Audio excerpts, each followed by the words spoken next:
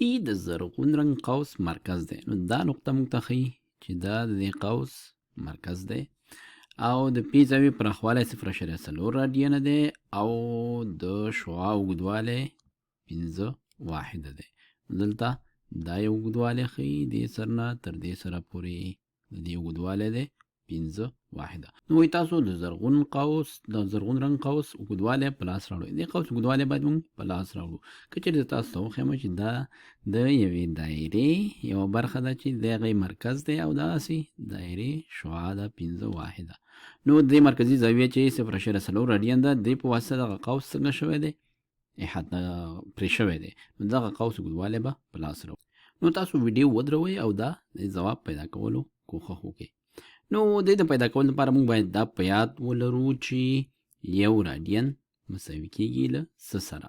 نو د راډین په اړه موږ داسې ویلی شو چې د دغه قوس اوږدوالی چې دی هغه به څومره وي، هغه به 0.4 شعاع په اندازه وي. که چیرې دغه قوس د دې زاویې په واسطه باندې پرې شوی وي چې د زاویې اندازه 0.4 راډینه ده، نو د قوس اوږدوالی به 0.4 شعاع په اندازه وي.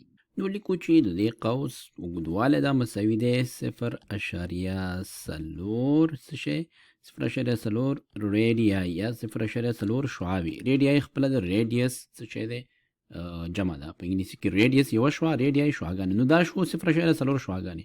اوس موږ راوځو دا لاس راوړو په واحدونو کې څو واحده کېږي.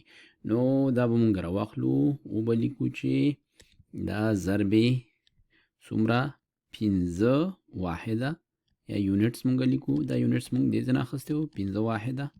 دا یو 5 واحده په څه شي کې یعنې د دې هره شعاع 5 واحده ده، یعنې په هره شعاع کې 5 واحده ده. نو 5 واحد پر ریډیای په یوه شعاع کې. دا به له دې سره ختم شي. موږ ته به واحد پاتې شي دلته. هر شی چې واحد 0.5 ضربې 4 دا مساوي کېږي له څو سره؟ دا مساوي کېږي له 2 واحدو سره.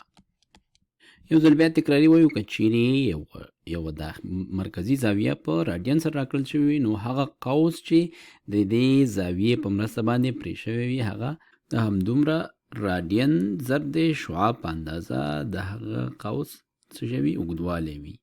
نو که چیرې شعاع 5 واحده وي نو د قوس اوږدوالی به څومره شي 0.4 ضرب د 5 سره، کوم چې مساوي کېږي له 2 سره.